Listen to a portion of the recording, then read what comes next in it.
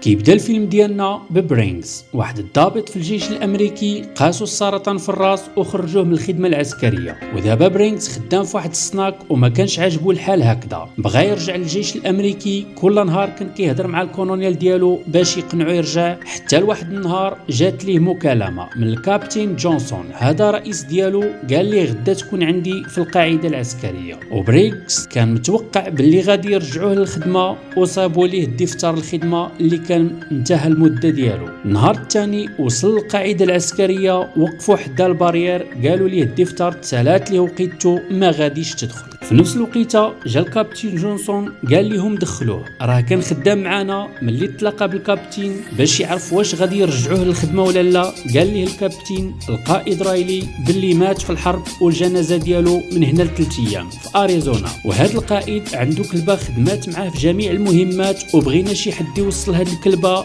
باش تحضر الجنازه وكضيف شرف، وبغيناك توصل الحوايج ديالو للعائله ديال المرحوم. وملي تسالى الجنازه ترجع الكلبه. جونسون بقى كيعاود ليه على الكلبه والمهارات والمهمات اللي دارتهم اللي كان سميتها لولو. وصل برينغز للبلاصه نتاع الكلبه، دخل باش يربطها وهو كيحك ليها، قاس ليها الودنين، جعرات عليه وطيحته للارض من زهرو كانت دايره الكمامه للفم. وجونسون بقى كيضحك عليه وقال ليه راني نسيت ما قلتلكش باللي راه ما كتحملش اللي يقيس ليها ودنيها. حطوا الكلبه في الكاج وداروها في الطوموبيل نتاع برينغز، عطاوه الورق والحوايج اللي يعطي العائله نتاع مول الكلبه. وهنا غادي في الرحله ديالو مع الكلبه لولو. وهما في الطريق بقات لولو كتضرب في الكاج ما بغاتوش. وصل برينغز لواحد النادي نتاع الرمايه باش يتدرب بالفردي شويه. ملي حيد الكلبه الكمامه بغى يخرجها ولكن هي ما بغاتش، خلاها ودخل النادي. في وسط هذا التمرين جاه الاعراض ديال هذا المرض اللي عنده. لولو مازال كتخبط راسها في الصندوق حتى هرساتو وخرجات. ملي رجع لقاها قطعات ليه الكرسي وتعصب، ما عرفش شنو غادي يدير معاها. جاب ليها واحد السوسيطه، حط وسطها واحد المهدئ، صدق ليه البلان ولولو نعسات. ملي طاح الليل نعسو في الطوموبيل. النهار الثاني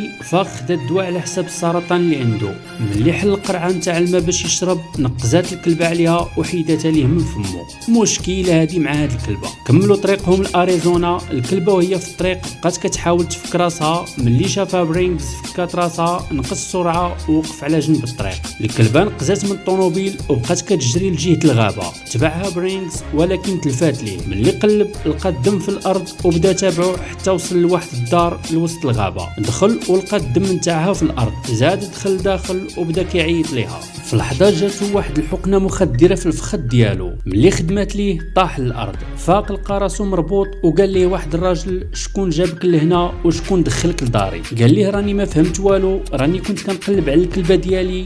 قال ليه الا ما عرفتيش في 5 دقائق غادي نقتلك. خلاه ومشى. بدا برينغز مضارب مع راسو حتى فكو. دخل عنده للدار. هنا غادي نعرفوا باللي هذا دكتور بيطري عايش مع مراته وكان صحاب ليهم غير شفار. برينغز وهو حاضيهم شاف الكلبه وهي جالسه معاهم وكداويها مرات هاد خونا الدكتور. ملي خرج ليهم الدكتور اعتذر ليه بزاف، وحتى برينغز عرفهم على راسو وعرفهم حتى على الكلبه. تهلاو فيه، عطاوه ما يلبس ونشروا ليه حوايجو وبداو مجمعين. سالات الطبيبه من علاج الكلبه، ركبوا في الطوموبيل وكملوا طريقهم. وهما غاديين برينغز جاتو واحد الفكره اللي هي يلبس نضادر ويدبر على عصيه ويخلي الكلبه تقودو باش يباتوا في اوتيل فاخر فابور. ملي دخل الاوتيل رحبوا به بزاف وعطاوه واحد لا شومبر زوينه بزاف، ضربوها بدوش وعيطوا الماكله تجي عندهم. بالليل برينغز كان خارج لواحد الحفله داير هذاك الاوتيل. لولو جابت ليه الجيلي نتاعها باش تخرج معاه ولكن ما بغاش يديها. ملي خرج لولو بقات كتغوت وتهرس ليه في ديك الشومبره وقرر يديها معاه. لولو شافت واحد خينا لابس جلابه بيضاء ونقزات وتبعاتو.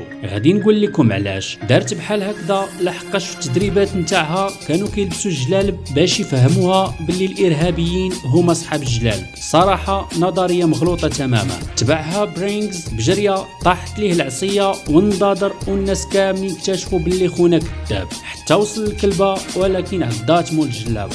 شدها وبقى لوطيل كله كيتفرج فيه، وباش يخرج راسو من هاد الورطه بدا كيقول معجزه هادي، راني وليت كنشوف. ولكن المسؤول ديال الفندق ما تيقوش وعيطوا ليه البوليس وداوه وبداو كيحققوا معاه. من بعد خرجوه من اللي عرفوا المهمه ديالو وشكون هو، خدالو له وكملوا طريقهم. وصل للدار ديالو اللي كان مطلق مراته، سلم عليها هي وبنته ورجع يكمل طريقه. دالو له باش تشوف خوها اللي كان عايش مع واحد الضابط متقاعد، وهذا كان كلب نتاع العمليات الخاصه وخرج من الخدمه مع مولاه. ملي خرج برينغز وسالا لقى طوموبيلته مسروقه، والضابط المتقاعد اللي كان معاه لاحظ باللي السلسله اللي كانت معلقه في الطوموبيل جبدها وعطاها لولو تشمها باش توصلهم الحوايج اللي تسرقوا. وبقاو تابعين الكلاب وهما كيشموا الريحه حتى وصلوا للبلاصه اللي كانت في مخيمات اللاجئين. برينغز دخل الخيمه لقى حوايجو هزهم، ولقى حتى الشفار لابس الجاكيطه ضربو وحيدها ليه. رجعوا للطوموبيل حطوا حوايجهم وشدوا الطريق بالليل، لحقاش الجنازه غدا ضروري خصهم يوصلوا في الوقيته. والشتا خيط من السما خسرات ليه الطوموبيل، خلاها وخدا لولو وبدا يقلب على بلاصه يباتوا فيها حتى توقف الشتا. لقاو واحد الهونغار دخلوا ليه وبقاو فيه حتى للصباح، والكلبه بدات كتولفو وتاكل ليه من يدو ماشي كيف الاول ما كانش كتحملو. في الصباح ناضوا وكملوا طريقهم بالسطيبه، ولكن ما بغى حتى واحد يرحمهم، اضطروا يكملوها كالراعيه. في وسط الطريق لولو تجبدات ليه ما قدرتش تزيد معاه خطوه واحده، هزها وكملوا طريقهم حتى وصل بها للبلاصه نتاع الجنازه. لبسها الجيلي، دخلات لولو جلسات حدا الصباط نتاع رايلي وحضروا الجنازه. ملي سالات برينغز عطى الحوايج للعائله نتاع الميت وبغى يرجع الكلبه المعسكر، ولكن بصح بغاها. جا عنده واحد الميكانيكي باش يصايب ليه الطوموبيل، عيط القبطان باش يقول ليه راه المهمه ديالو سالات. سولو قال ليه واش غادي ترجعوني للخدمه ولا مازال. قال ليه القبطان يكون خير غادي نحاولوا، ويمكن لك تخلي ديك الكلبه في الصحراء لحقاش ما غادي يقابلها حتى واحد. برينكس ما عجبوش الحال، المهم خداو الطوموبيل وشدوا الطريق. في وسط الصحراء وقفوا في واحد البلاصه وجلسوا بجوج فوق الكابو ديال الطوموبيل. حل ليها الصمته وقال ليها الا بغيتي تمشي غير سيري، ولكن مسكينه ما بغاش تمشي وتخليه. طلعت في الطوموبيل، برينكس ما بقاش عارف شنو يدير. كملوا طريقهم بالليل، باتوا في واحد لوطيل. فاق باش يمشي للطواليت، تزاد عليه الحال بسبب المرض اللي عنده، وهذا الشيء كامل ولولو كتشوف فيه ولكن ما عرفاتش اش غادي دير حتى هي. ملي ناض برينغز حك ليها وقال لها انا راني مزيان ما تخافيش، وجلسات حداه وهي حاسه بلي برينغز ماشي مزيان. في الصباح فاق لقى راسو مجبد في الارض. تحركوا ووصلوا للقاعده العسكريه، طلبوا ليه الكارني نتاع الخدمه، لقاوه مازال منتهي الصلاحيه. قال ليه الجندي حط الطوموبيل على برا. جا عنده واحد الجندي اخر باش ياخذ لولو، ربطها وهبطها من الطوموبيل وبقى كيجر فيها.